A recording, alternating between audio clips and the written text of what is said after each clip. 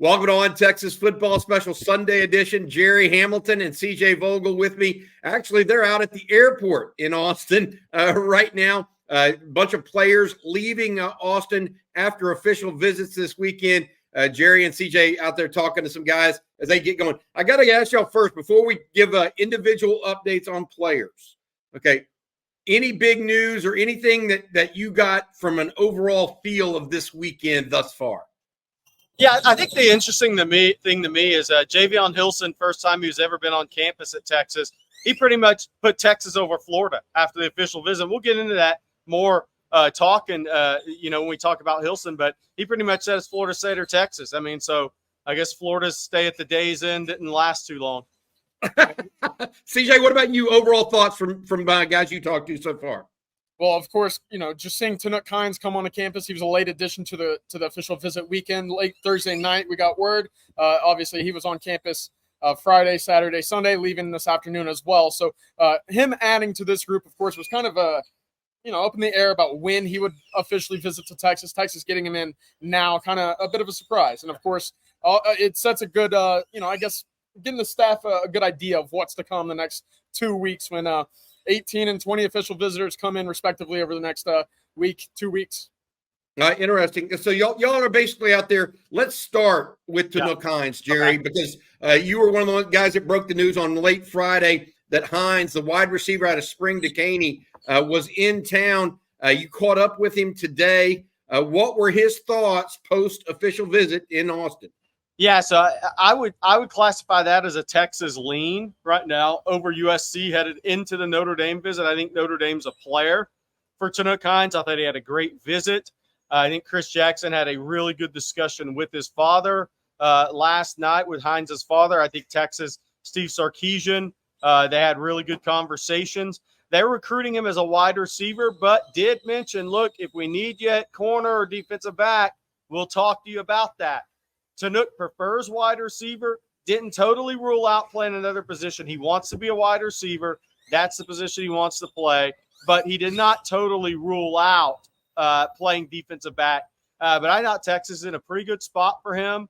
And he goes to Notre Dame this next weekend, June 14th through 16th, and then Baylor the 21st through 23rd. He told On Texas Football, and it's on OTF.com right now, that he will make a July decision, announce that where he's going to be headed in July. And he already visited Arizona State and USC once again. Visited Texas this weekend. I think Texas, of those visits, is the favorite. I think Notre Dame and Texas may be where this competition comes from, not ruling out USC, but then Baylor's also on the visit list. Gerry, you and CJ both talked about this. A couple years ago, Steve Sarkisian was down in Houston watching Jonah Wilson, who at that time was a Texas commitment, as well as Ryan Niblett, who was a Texas commitment. And y'all both said that on that day, Tanook Hines was the best player on the field. Yeah, I was that man that goes 6'1", 185, ran a 10.45 100 meter. He's got speed, guys. This seems to be and Gerry, you mentioned this over the weekend. It seems to be a theme for Texas football right now, recruiting speed. This is crazy, Bobby. I was at that game. Were you at that game too? CJ was at that game too. Obviously, we didn't talk that day. We worked for different places. But, yeah, I mean, Steve Sarkisian and Brennan Marion, the then Texas receivers coach, was at that game. And obviously Ryan Niblett was committed. Jonah Wilson, I think, was in between his commitments at the time. But Tanook Hines, because Jonah Wilson got that bracket coverage that night, Tanook Hines looked like the best player on the field that night. I mean, the thing that stood out to me, CJ, was how physical he played and how fearless he is as a player. So it's one thing to be fast, but he's fearless and tough on the field. Yeah, and I think that's why you see that conversation about defensive back as well, right? Because of how fearless he plays. That speed is enough to keep him on the field at some point, whether it's at wide receiver or whether it's at defensive back. He's a football player, and he'll make that known anytime that he's on the turf. Yeah, and to add to that, Anthony Williams, the head coach at Decaney, he's playing Tanook at wide receiver and safety this year to help win football games. And so Tanook Hines he's going to have more experience at defensive back this year. But again, he wants to play wide receiver, but he's one of those prospects because he's an athlete, a fast athlete, and a physical athlete. There's some colleges that like him at safety long-term as much as they like him at wide receiver. Speed. man. Yeah, Speed and ability to make deal with it, right? Yeah, absolutely. Hey, CJ, I want to go to you next. You guys both called up with Javon Hilson. Gerry spoke a little bit about him, the young man out of Cocoa, Florida, who's committed to Florida State, visited Florida last weekend, but you guys talked to him in depth at the airport today. What does the young man out of Cocoa, Florida have to say about where the Longhorns are now in his recruitment? Yeah, go ahead and mark a slot off the bingo sheet Gerry keeps mentioning after the official visits. But Texas made a move here. They certainly are up in that top 2 for Javon Hilson. He mentioned it was Florida State and Texas after this official visit. Certainly in the sense of getting his mom and sister, as you see here, on the campus for the first time. Texas did a great job. He was hosted by running back CJ Baxter. They got the Florida connection there. I think he really enjoyed the city of Austin. Yeah. And that was a big takeaway for him. He mentioned just how large the city was, the buildings. He's always looking up. I think that caught his attention a little bit, as well as how Texas developed and put 11 guys in the NFL this past draft. That caught his attention because he knows development is a vital role in where he will end up at the next level. 2 things caught my attention in the interview with Javon Hilson. Is one, he immediately put Texas over Florida. And he's from Cocoa immediately. He said the visits didn't even compare. He said Texas was much more welcoming. And I'm not saying negative about Florida. I'm just saying what the kid said. It's on video. You can hear it.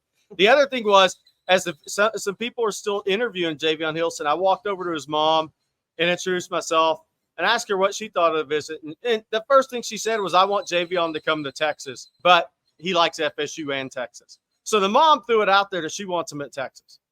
So I thought that was very interesting. So whether Texas knew it or not, headed into the visit, they may have somebody in their corner as this thing gets closer to decision time. But Hilson has already visited Florida. He goes to UCF next weekend, which it really isn't a player. Then he goes to Florida State June 21st through 23rd. Got it. All right. Hey, we mentioned Tanook Hines, but there were 2 other guys from in-state that were there this weekend. Michael Terry out of San Antonio Alamo Heights High School, and then also Caleb Chester, the cornerback out of Fort Bend Marshall. Guys, what's the latest on them? CJ, you had posted something on Saturday that you heard that Terry was getting a look at a lot of different positions, not just wide receiver or running back or as a slot guy and as a tight end, flex tight end, but even on defense. Yeah, of course, that's the big question with Michael Terry is where does he fit best at the next level? Is it wide receiver? Is it a running back or an H-back? Or is it even on the defensive side of the ball? Right now, I think that's the conversation being had with Texas and Michael Terry, as well as a number of other programs. I had heard that there were conversations with Michael Terry and the Texas staff about possibly playing defense in college. He was receptive to that. And I think that is interesting, of course, because we've heard running back might be in the mix as well as tight end, depending on who's recruiting them and where we're currently hearing that. But defense, I think right now, with the way that his body's kind of shaping up and maturing, you could certainly see the high ceiling on the defensive side of the ball, him coming off the edge or, certainly with a 10-7, 10-8 speed, being able to roam around as an outside linebacker potentially. Yeah, so it's interesting. Oregon talked to him about running back. I think that was their kind of way in the door there. But you say, look, Texas is a total recruiting effort. You see a picture with Sark, A.J. Milwee, Tashard Choice. I still think tight end. I think that Amari Niblack, if Michael Terry were to end up at Texas, that Amari Niblack as a tight end is probably the most realistic or the highest percentage of where Michael Terry would end up. But as CJ said, if it's on the defensive side of the ball, it's going to be that edge outside rush linebacker position. But Michael Terry, like Tanook Hines, wants to play wide receiver. And like Rod Babers has been saying, more and more of these guys want to play offense, and you're seeing the numbers reflected in drafts. Hey, guys, we mentioned Michael Terry and Tanook Hines. Caleb Chester's been a priority of Texas, the defensive back out of Fort Bend Marshall. Gerry, I know you've been on top of that recruitment. Anything of late from Caleb Chester after the official visit quite yet? I have not spoken with Chester yet, but I spoke with somebody close to the recruitment, and they thought Texas is in a better spot, obviously. And I thought Texas had a slight lead heading into this visit over A&M in Arkansas. And the word we're getting right now, and before we hear second opinion, is that Texas is in a much more favorable position now coming out of the visit than they were. But we expect the official visit process to continue as of Sunday at 12:57 p.m. That could change in 3 hours. We don't know, but we think Texas put their best foot forward and is a favorite for Caleb Chester prior to A&M and Arkansas visits. A very important school down in Houston to get into, right? Of course, we talked about it, not only Caleb Chester, but 2026 is the linebacker Noriel Dominguez, as well as Isaiah Williams, who's on campus for the Elite Junior Day on June 1st. So great spot as we talk about Texas kind of branching more back into Houston for Texas to have success and possibly create a pipeline down the road. Yeah, Isaiah Williams will be one of the top 2 or 3 safeties on the board in the country in 2026 for Texas. And Dominguez, obviously, is a linebacker that has an offer from Texas. So, yeah, I agree with CJ. All right. Hey, that's 5 of the guys we went over, or 4 of the guys. One more I want to talk about is Myon Charles, who's already y'all missed him on the post at the airport, but Gerry, my understanding is you actually talked to him briefly before he got on the plane. I was looking for guys that were 6'3", 270, and he was 6'4", 290, so I totally missed him. No, it just he matched to come in a different way. Let's say that. Myon Charles said he had a great visit to Texas, as you'd expect. He continues on with the official visit process. Miami next weekend, FSU June 21st through 23rd. He was at Florida last weekend. Again, similar to Hilson, the impression I got was Texas is ahead of Florida right now. We'll see if that continues to be the case. And nothing I've heard coming out of this visit was any different than headed into the visit, and that Florida State and Texas is where this battle would ultimately end up coming down to. And you don't want to say Miami has no shot, right? Or Florida has no shot, because he's in the state of Florida at Port Charlotte. But the feeling is the same as going into this visit, that Florida State and Texas is where this battle is going to come from. Florida State has a lot of confidence about this one coming into the visit. I think Texas, Jeff Banks and Kenny Baker maybe slept on a little bit here. We'll have to see how it turns out. I don't want to say Texas vault themselves to a favorite or anything like that. I haven't heard anything like that. What I have heard is Texas did their job. He had a great visit. First visit, it was a March visit. It was with a 7-on-7 team. This visit was with a number of family members. So that was big for Texas to have a realistic shot here, which we think they do. Interesting. 2 guys from this visit sound like they could be coming down to FSU in Texas with not only Myon Charles, but Javon Hilson, one out of Port Charlotte. Recruit more Florida guys. And Javon Hilson out of Cocoa, Florida. Hey, guys, the ones we didn't mention, and CJ was talking about a pipeline and talking about Houston appropriately, but the 2 California guys we've yet to mention, one of those photos was hilarious. Josiah Sharma and Myon Charles in an F1 car side by side there. What did y'all make of the 2 California guys, and have y'all heard from them yet post-visit? I've not heard. They're still on campus. They have later flights. Josiah Sharma's around 6. Caleb Edwards is 7:30. He goes straight to Auburn, then to Alabama. He's got a full visit slate. But those are later visits, those California kids. They won't get out of here until 6 and 7:30 tonight. They're still on campus until early this afternoon. And, of course, Bobby, the big video that went viral from Texas was from Josiah Sharma. I think he enjoyed it. Of course, I'm talking about the Lamborghinis walking into Moncrief, Sarkeesian meeting them at the door. We actually talked to Javon Hilson about that earlier as he was departing at the airport. He said he loved it. And I think that's kind of the broad response from recruits walking in.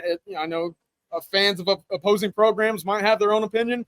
Recruits are still a fan of it, and it played this weekend. I only got one thing to say to all that, to that conversation, is for the people saying Texas is only doing that because, they don't have enough to get those kids without it. Well, and here's what I'm here to tell people. That Texas had 3 straight top 5 recruiting classes. You think Sark might have a handle on what works in recruiting versus the people that want to talk on social media about what works in recruiting? I don't think a guy that's had 3 straight top 5 classes would have those cars out there if the kids didn't like it. Well said. I love it, Gerry. Hey, here's the other thing that I would say to this. As it relates to Texas on a whole, this is the first of 3 big recruiting weekends, right? Do we expect any quick decisions? Do we not have a feel for that? It sounds like Hilson and Charles have visits. Sharma and Edwards have visits coming up. Hines has got Notre Dame, who I know he's got some crystal balls from Notre Dame on him. Michael Terry still has a visit coming up as well. Where do we think any of these guys stand as far as making an official decision? You said Hines is in July. Yeah. Anybody else with an official timeline right now? No, I think Caleb Chester told me in July as well, or late June after his visits. We'll see if he sticks with that timeline. Sharma, obviously, all these guys have the late June visits. Caleb Edwards has 6 official visits. So any specific dates with those guys? No. Some of the other dates we've heard about in general, obviously, John Williams from Lefkin's July 4th. Jamie French is end of August. DeCorian Moore's late July, early August as of right now. So some of those dates are starting to trickle out. These guys on visits this weekend, even Tanook Hines didn't have a specific date. He just said July right now. Got it. All right, guys, I'm going to let you guys get back at it. I know you've got a lot of stuff going on. Is there anything you want to add before we let y'all go and get back to covering the Longhorn official visit weekend? Well, the thing to me is obviously having talked to Javon Hilson and, kind of getting an idea of what these guys went through this weekend. Texas is very methodical with every minute that they're on campus, right? They're, whether it be talk off, whether it be position meetings, whether it be an outing with their hosts or players on the team, they're taking advantage of their time on campus. And of course, as you mentioned, Gerry, 3 straight top 5 classes. They've got a method to the madness here, and it's paying off. And we've already heard good returns in terms of who was on campus this weekend. I think the next 2 weekends, of course, with 38 guys coming in, potentially up to 40, you'll start to really see some movement and potentially some timelines moved up as a result of some of these official visits taken on early in June. Interesting. Good stuff. I mean, we'll be here. Got 2 more guys. They're going to we have live stream tonight. Go on the OTF.com. We have updates there. Become an OTF OG. $20 off annual subscription, $39.95. I'm going to go spend $39.95 on a 3-ounce hamburger patty, 4 French fries, and tea with extra ice. Airport food costs. All right, guys. Gerry Hamilton, CJ Vogel, thanks for the Sunday afternoon update. This has been On Texas Football, live from Texas's official visit weekend. Hook 'em, everybody.